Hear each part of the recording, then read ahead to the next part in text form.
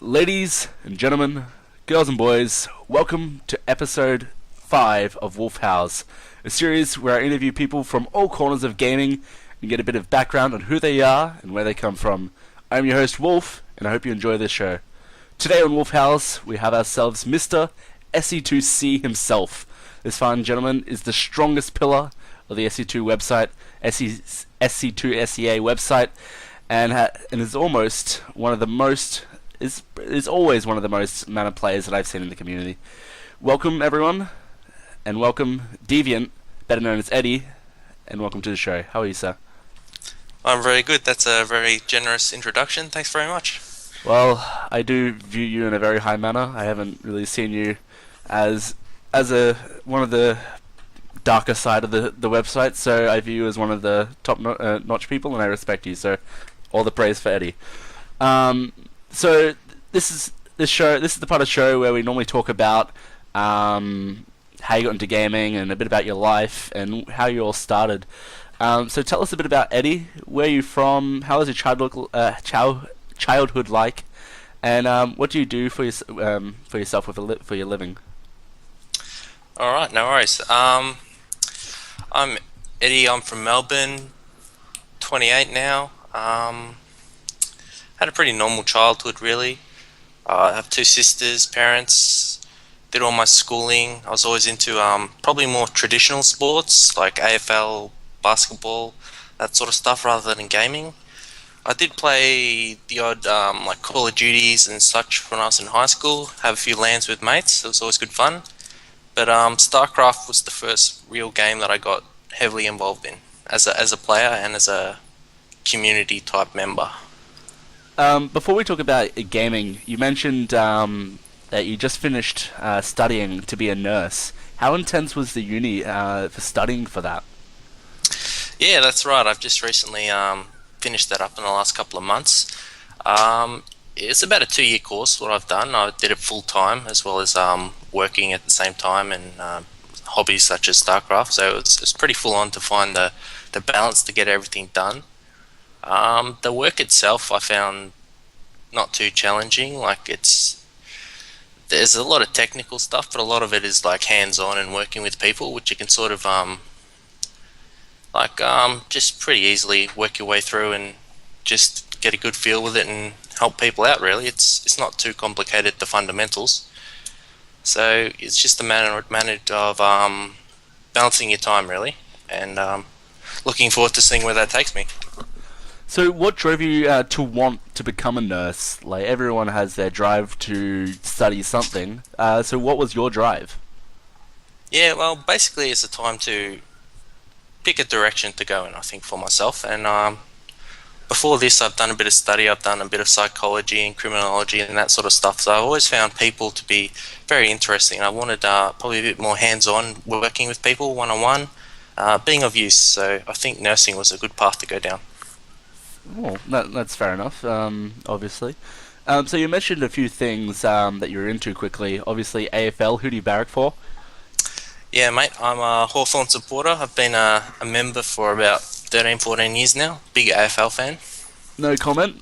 No comment. Not going to the Collingwood game tomorrow, but that's okay. I am, actually, but anyway. What's your favourite movie of all time? Or a top 3 if you can't pick a favourite movie?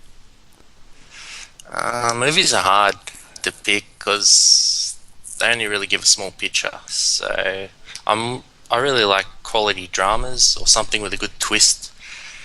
So I don't know. I can't really give you Well, that's fair enough. top 3. I'm more of a TV show sort of guy. Okay then, what's your favourite TV show? It's pretty hard to go past The Wire or Breaking Bad. Something that really develops as you go on, the further you get into it. Yeah, just very quickly, Breaking Bad was one of those few shows that it started off very small but became something so grand and so huge that you begin to realize how far this man has come since the start of the show, episode 1, season 1. It's crazy. It's like such a brilliant show. Anyway, so what's your favorite thing to eat? I love a good pizza. It's hard to go past a good pizza. Otherwise, Pretty simple, veggies or chicken or something like that. So cook some fish or something. Pretty simple. So how did you end up getting into gaming? Um, Really just playing with mates at LANs and stuff like that. Back in the day of Call of Duty and Battlefield and all this, hook up computers and just have a bit of fun.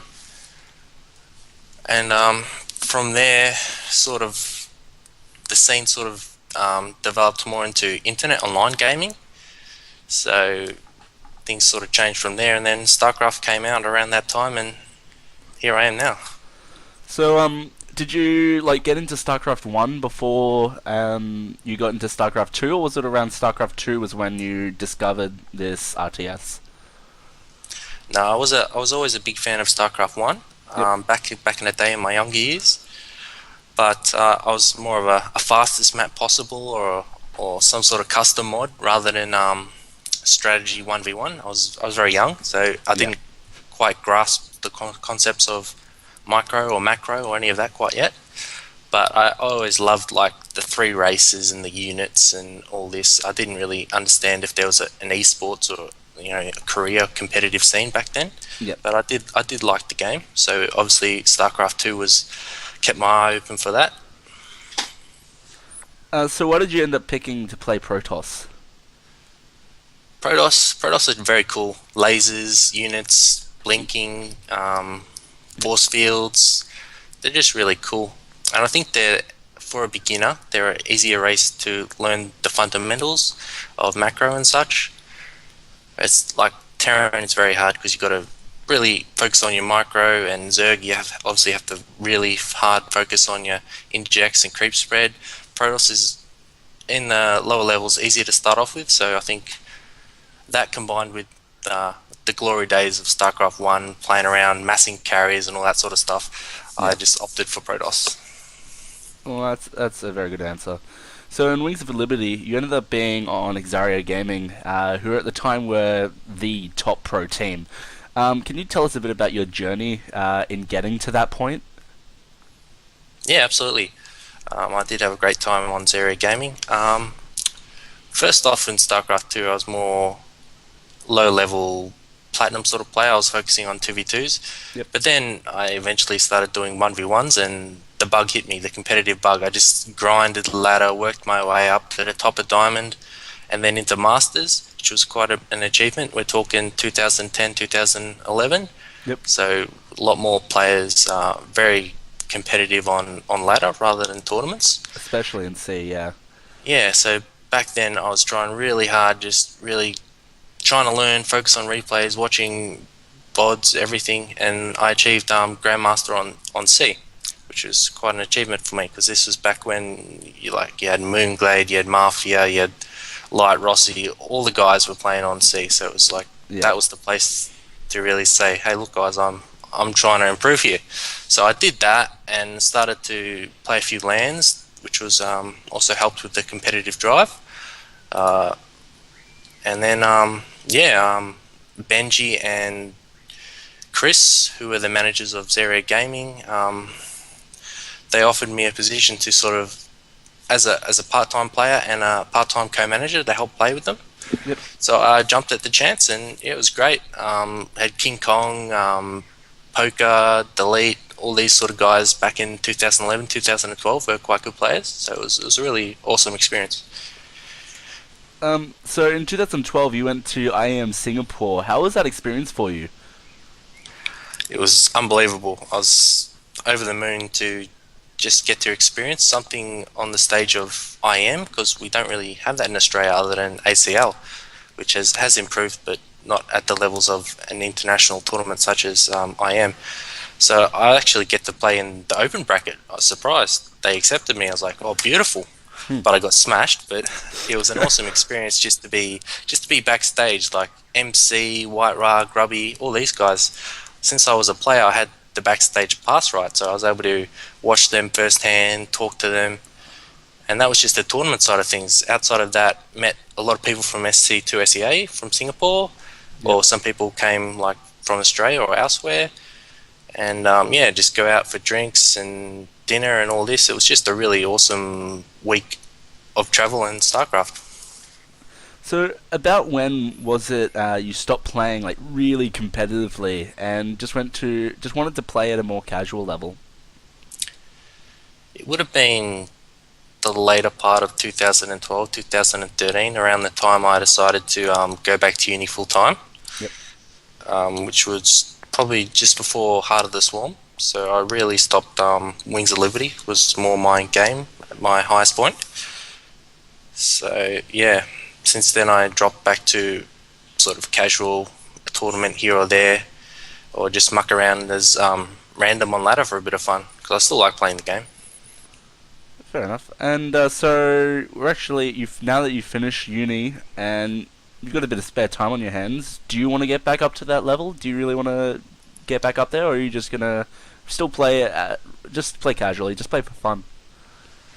I think my days of really competitive grinding out 30 games a day on ladder are behind me, especially if moving into a new career with be a lot of shift work and stuff like that. So, Yeah. but I do want to get back into playing. I just recently had a bit of time, so I got back onto Masters NA, which is the first time since Wings of Liberty, and I'm trying to play in what tournaments I can for fun and just I'm a very competitive person, so that 1v1, get in there, try my best.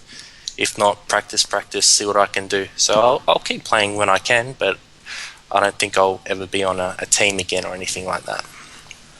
Back in 2010, you started the Masters Cup. It's crazy to think that it's been 5 years since you started that, right? So when's the 5 year anniversary for the tournament? It'll probably be start of next year, 2016, I think. I might do something special for that. A lot of my focus has been on the OSC finals, making that as big as possible. Although we've now run the Masters Cups, we try to run them fortnightly, so there's more of them, more opportunities for players. So we're going to really like pump out the Masters Cups quicker over the next year compared to the first four. But we'll see what happens at the start of next year, I think. And so in 2012, you started the OSC. It started with a different name. I can't quite remember what that name was. But how did this league, this championship, change things in the StarCraft 2 SCA community? Yeah, it started off, we called it SCS, I think. That's StarCraft Yep. Championship Series. Yep. Started that at the end of 2012. Basically, the idea behind this was that we're trying to bring everything together, work together instead of just one-off event here and there. Like, they don't really count for that much, like, on a whole. So we're trying to build the C scene initially, like focus on bringing all our tournaments and all our players together and giving everyone a league to play in, right? So you can sort of compete for rankings and know where you're at, and always in every tournament there's always something to aim for, and there's a reflection of this on your rankings of where you place in tournaments. It all adds up. So since StarCraft is a very competitive game, I thought this would be attractive for people to get involved in. Like, I want to be rank 1, I want to be in top 16, that sort of thing. So I look at it sort of like tennis. You've got your big Grand Slams, and then you've got all these tournaments around the world contributing to a ranking system, which will then like sort of help with seeding in these tournaments. So that was sort of my thinking behind it. No, that actually makes a lot of sense. I didn't think of it like that at all until you said that. That's actually the perfect way to kind of describe it. Anyway, so you've added like tournaments, like different tournaments coming in. So obviously Seacraft joining the OSC and other tournaments, which giving players more opportunity to get points for the championship at the end to get into the top 16. And with each year, there are different iterations to the whole format and everything to keep the championship alive. So for the next few years, what are some of your goals you want to achieve? And how do you wish to push the OSC forward? Yeah, we've got a lot of great partners, regular tournaments such as Seacraft, Masters Cup, and we're always looking to bring in new tournaments to provide more opportunity to the players, as well as growing our brand and like the prestige attached to the rankings. So we've shown a lot of growth in the last year. I think last year we had triple digit growth and we had a $3,500 final series. This year we're already going to improve upon that.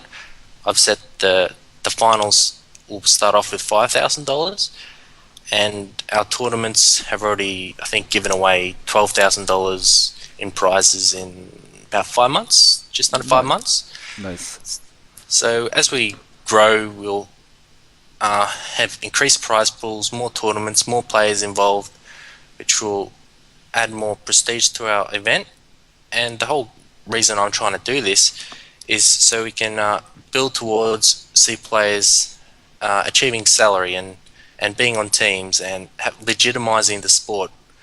So if you're playing in this competition, you're playing in tournaments, 3 to 4 tournaments a week, say, there's thousands of dollars, maybe $100,000 throughout the year. You throw in WCS, you throw in ACL, that's another, what, $20,000-$30,000. You're starting to look at a pretty competitive industry. So Definitely, yeah. players should maybe in 12 months' time be starting to look at salaries, and from there it start to stabilize the game and legitimize it, if you will. So where is this all like coming from? Like, obviously, that's one problem that I noticed IPL had was they kept going bigger and bigger prize pools and all that, but really they ended up outdoing themselves and lost a lot of their funding and ended up ceasing to exist. Obviously, with IPL kind of being swallowed up by Blizzard with their WCS coverage and all that sort of stuff. So back in the early days of the WCS. So where does this come from? Is it just sponsors? Is it personal? Where is a lot of the funding to keep the OC going forward, or will it become stagnant at some point, do you fear? I think we'll continue to grow for the next year or two. Definitely no worries there. We've got some really great partners and sponsors. We work with Blizzard. Silicon Sports have been a great sponsor for quite a while. Solo Silva is a great sponsor. He runs tournaments and contributes to a lot of things we do. Adventure Motorcycle have just come on board, and Systorm Gaming. I contribute a fair bit to Masters Cups, and I'll help with the finals. And all these other tournaments have their own backing and their own support. So collectively, we put everything together. It's better than just saying one tournament has this, another tournament has that. If you add it together, it's pretty stable. It's got a lot of parts. Okay. If something falls off, we'll bring in something new. Like it's more stable. So during all of this, running the tournaments and bringing this entire motion alive, you've become like a moderator and the admin of the website. Obviously, the site has grown since its inception, but obviously back in 2011, 2012, that was the golden age. Do you feel we'll see a new golden age, or do you feel that with the way of StarCraft 2's decline, it'll stay at about a similar level? This is in terms of the website's growth. Yeah. But yeah. I think it'll probably stay around the same level. Maybe get a few new members through Legacy of the Void, or interactions through other tournaments. People will see a tournament posted on Team Liquid and they'll notice this is run through SC2 SEA. They'll come check it out. We've seen some Koreans sign up and keep an eye on the website every few days. So I think it will really depend on Legacy of the Void. Like, for its role is it's just a central hub for the StarCraft community, particularly in C. I don't think that's going to change anytime soon. So we're coming into Legacy of the Void now. Beta is hit. The top 20% all have beta keys and all that sort of stuff. And we're seeing a massive change in how the game is played. How do you think these changes will affect the C region? Obviously, we're notorious for being infested with Zergs in our region at a high level. Do you think this will change at all? I think most people will stick to their same races. we'll get a new influx of players and fans. I think the game will be really exciting with the changes to the economy, and it's faster paced and new units and the like. Archon mode, something like this, is good for casual players to get involved in. So I think it's promising. Alright, so I'm going to ask you the same thing that I asked Sol because his answer was quite interesting. So if you could work with Blizzard to make a new unit that would be available at launch for Legacy of the Void, what would you call it? What race is it for, and what does it do? A new unit. I always liked the it's an old unit, but the Dark Archon in Brood War, where you could sort of mind control a unit. Something like that would be pretty cool. Yeah, yeah. Bring back the Dark Archon. That's actually a pretty amazing unit. I love that unit so much. I remember spending so many hours on the one map just and make sure there was a Terran and a Zerg so that I could control them and then just build up their base as well and try and do that without cheats. That was something. Anyway, sorry. We have Neural Yeah. Parasite, but Yeah, it's not quite the same. it's not the same. But No. yeah, or something like Scourge, where they all like flock into a carrier and it blows up. Something like that was pretty cool. But they've got some really exciting units like the Lurker and the Ravager and Cyclone and all this. So it's going to be a bit of fun either way. So, as an admin, you've had to deal with some situations in the past, excluding the recent one, which we're going to talk about in a second. So, what are some of like the big notable situations you've had to deal with the other admins of the website? There's been very few like smurfing or cheating situations. Really, if you look at it over a 5-year period, there's really only been like 2 or 3 that come to mind. It's pretty much just we've set out the rules. Everybody knows what to do. It's a community at SC2SEA, so everybody knows each other more or less. They're well behaved. They're there to play the game, and largely it's high level competitive games. So you can't really cheat because the other guy is really good. So Yep. it really looks after itself. So now we're coming to like our final stage of the interview here, and of course, I need to ask about the ice and frustration situation, and overall that, and the overall trolling that's on SE2 SEA these days. So first off, what can you say? Tell us the steps that the admin team went through to find out and prove what happened with ice frustration and Chadman and all them. Yeah, we looked over replays from the Seacraft event in question, and we compared them to other replays of frustration and ice. Using hotkey analysis and all this sort of stuff, it's pretty obvious that there were different people playing. So we then had a bit of a chat with ice and frustration and sort of talked through it, and they admitted what they did. So from there, we just sort of had a chat with the OSC team, Seacraft, SC2SEA staff.